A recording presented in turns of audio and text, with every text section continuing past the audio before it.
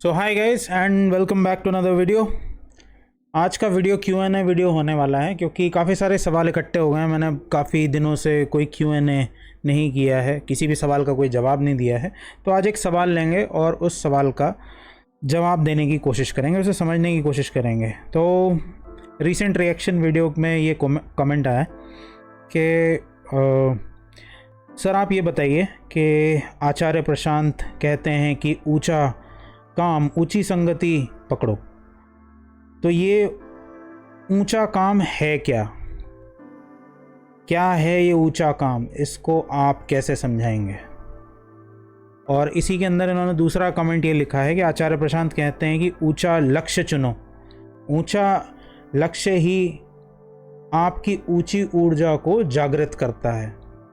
तो ये ऊंचा लक्ष्य है क्या, प्लीज़ बताइए।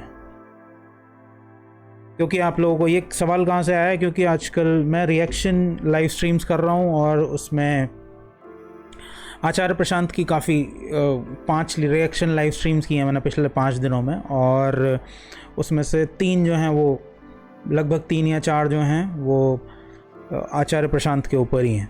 तो इनके सवाल को देख के पहली चीज़ तो लगता है कि ये आचार्य प्रशांत को भी सुनते हैं, अगर ये इसको देखने आए हैं तो ओके। तो अब आचार्य प्रशांत जो हैं, उनकी आचार्य जी की फ़िलॉसफी है क्या? वो 2 चीज़ों की बात करते हैं, एक प्रकृति की और दूसरी आत्मा की। प्रकृति से मुक्त होना है, प्रकृति ने हमें पैदा किया है, प्रकृति से मुक्त होना है और आत्मा की तरफ जाना है। और आत्मा की तरफ जाने के लिए आपको जीवन में ऊंचा लक्ष्य चुनना पड़ेगा, या ऊंचा लक्ष्य आपको आत्मा की तरफ बढ़ने के लिए प्रेरित करता है। इसका मतलब क्या है, इसको थोड़ा सा समझते हैं। ध्यान से समझना है इस बात को कि प्रकृति आपसे क्या चाहती है। प्रकृति ने आपको पैदा किया है, लेकिन प्रकृति आपसे चाहती क्या है? प्रकृति की बहुत उम्मीद नहीं है आपसे, वो चाहती नहीं है आपसे कुछ एक्स्ट्रा ऑर्डिनरी करवाना। वो आपसे सिर्फ इतना चाहती है कि आप खाओ पियो, आराम करो और बच्चे पैदा करो, बस इतना चाहती है वो।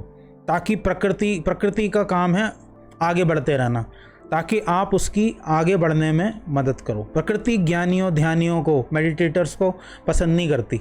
इसीलिए तो जब आप मेडिटेशन करने बैठते हो या इस तरह की कोई भी चीज़ करने बैठते हो तो नींद आने लगती है, ध्यान टिकता नहीं है। क्योंकि प्राकृतिक तौर पे आपके पास एक जानवर का शरीर है, वो करना नहीं चाहता ये सब चीज़। वो बस अपने कंफर्ट जोन में रहना चाहता है। और कंफर्ट जोन क्या है? अच्छा खाने को मिल जाए, आराम करने को मिल जाए और सेक्स करने के लिए मिल जाए। बेसिकली बच्चे पैदा कर दो आप। तो ऊंचा काम है क्या?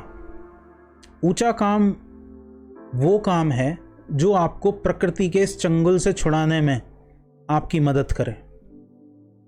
और एक तो ये आपके लिए है, ये आपके पॉइंट ऑफ व्यू से है कि जो आपको प्रकृति के चंगुल से छुड़ाने में आपकी मदद करे।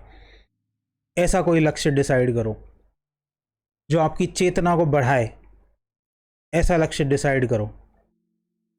और ये साथ ही साथ समाज के लिए भी फ़ायदेमंद है, क्योंकि समाज के अंदर जब ऐसे लोग पैदा होते हैं, ऐसे लोग दिखाई देते हैं जिन्होंने ऊंचा लक्ष्य निर्धारित किया है, जो एक एक्स्ट्रा ऑर्डिनरी लाइफ जी रहे हैं, तो वो दूसरों के मन में भी ये भावना पैदा करते हैं कि क्या हम भी ऐसे बन सकते हैं। ऑब्वियसली लोग आचार्य प्रशांत जैसे, आचार्य जी जैसे बनना चाहते हैं, इसीलिए तो उन्हें सुनते हैं। वो उनके लिए एक हाई स्टैंडर्ड है। बुद्ध जैसे लोग, कृष्ण जैसे लोग, आचार्य जी जैसे लोग, सदगुरु जैसे लोग, ये हाई स्टैंडर्ड पे बैठे हुए हैं। इन्होंने हाई स्टैंडर्ड सेट किया हुआ है। इन्हीं को देख के तो आप पता लगता है आपको कि मैं नीचे खड़ा हूँ और कोई है जो मुझसे बहुत ऊपर जाके बैठा हुआ है।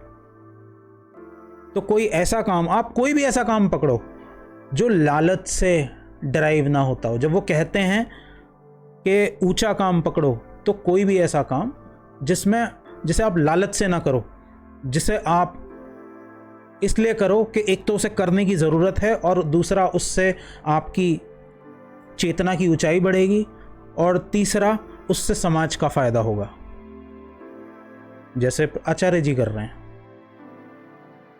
बहुत सिंपल भाषा में ऐसा कोई भी काम हो सकता है। ये काम कोई और आपके लिए डिसाइड नहीं कर सकता। और क्या पूछा है इन्होंने? ये काम कोई भी हो सकता है और कोई से डिसाइड नहीं कर सकता। ऊंचे लक्ष्य हाँ, ऊर्जा की बात की है कि जो ऊंचा लक्ष्य ही आपकी ऊंची ऊर्जा को जागृत करता है। ऊंचा लक्ष्य और ऊंची ऊर्जा से क्या मतलब है? मान लीजिए कि आप डिसाइड करते हैं कि आप देखते हैं कि लोगों के अंदर वेदों के प्रति या उपनिषदों के प्रति गलत इंफॉर्मेशन है उनके माइंड में, या गलत निगाहों से वो इन्हें देखते हैं, वो इन्हें ठीक से समझते नहीं हैं। तो आप ये बीड़ा उठाते हैं कि मैं लोगों को ये समझाऊंगा, लेकिन आपकी स्ट्रेंथ नहीं है बोलना, आप बोलने में हिचकिचाते हैं। ये हो गया ऊंचा लक्ष्य। जब आप इस लक्ष्य को पकड़ते हैं और आप लोगों को समझाना शुरू करते हैं, लोगों से डिबेट करना शुरू करते हैं, लोगों को अपनी बात बताना शुरू करते हैं, तो उसके लिए स्पीकिंग स्किल चाहिए जो कि आपके पास नहीं था। जब आप इस बीड़े को उठाएंगे और जाके लोगों से बात करना शुरू करेंगे तो एक नई स्किल आपके अंदर, एक नई पोटेंशियल आपके अंदर पैदा होनी शुरू होगी। जब वो कह रहे हैं कि एक नई ऊर्जा का रास्ता खुल जाएगा, एक नई ऊर्जा का द्वार खुल जाएगा, यानी एक नई स्किल पैदा कर लोगे आप। नई ऊर्जा से मतलब है नया स्किल। हो सकता है वो किसी और ने ना देखा हो सकता है आपको भी ना पता हो कि ये आपके अंदर छुपा हुआ था। बहुत सारे लोग हैं जो कहते हैं कि मैं पहले ये काम नहीं कर पाता था, लेकिन अब क्योंकि मैंने करना शुरू किया तो हो गया। जैसे मैं बचपन में, अभी मैं यहाँ पर YouTube पे खड़े होकर वीडियो बना रहा हूँ, लेकिन मुझे आप देख के नहीं बता सकते कि बचपन में मैं बिल्कुल चुप रहता था। मैं सोच भी नहीं सकता था कि मैं किसी के सामने बोल सकता हूँ, मैं या वीडियो बना सकता हूँ, या मैंने क्राउड के सामने बातें की हैं, क्योंकि मैं IT इंजीनियर हूँ और मैं IT ट्रेनर भी रह चुका हूँ। तो मैंने क्राउड को भी फेस किया है, मुझे पता है क्राउड को कैसे फेस किया जाता है, मुझे पता है कैमरे के सामने कैसे बात की जाती है। लेकिन हमेशा से ये ऐसा नहीं था। आप अगर पुरानी वीडियोस उठा के देखेंगे तो उसमें बोलने में ही समझ में नहीं आता। जब आप कैमरे की तरफ देखते हैं तो समझ में नहीं आता कि क्या बोलें, क्योंकि टेक्निकली आप खुद से बात कर रहे हैं। देखने वाले को ऐसा लगेगा कि मैं कैमरे में देख के बात कर रहा हूँ या मैं उससे बात कर रहा हूँ, बट एक्चुअल में मैं कैमरे की तरफ देख रहा हूँ। देखने वाला जो इस वीडियो को YouTube पे देख रहा होगा उसे लगेगा कि मैं उससे बात कर रहा हूँ, लेकिन मैं उससे नहीं बात कर रहा, मैं तो कैमरे में देख के बात कर रहा हूँ। मेरे सामने कैमरा है और कैमरे को एक आदमी समझ के बात करना, ये एक अलग कला है, ये बिल्कुल अलग चीज़ है। ये मेरे पास पहले नहीं थी, लेकिन धीरे धीरे slowly bye practice you can achieve this, you can acquire this. ये मतलब आचार्य प्रशांत का, जब वो कहते हैं कि ऊंचा लक्ष्य चुनने से नई ऊर्जा के द्वार खुल जाते हैं। इसका पैसे से कोई लेना देना नहीं है। मैं अब इस वीडियो को कर रहा हूँ, मुझे मेरे चैनल के ऊपर हार्डली 200-300 सब्सक्राइबर हैं, मैं फिर भी वीडियो बना रहा हूँ। पता नहीं कोई देखेगा नहीं देखेगा, मैं फिर भी वीडियो बना रहा हूँ। क्यों? क्योंकि मैंने ये चीज़ को चुना है, मुझे इस चीज़ में मज़ा आता है। इससे मुझे कुछ मिल नहीं रहा, कोई पैसा नहीं मिल रहा, कुछ नहीं मिल रहा।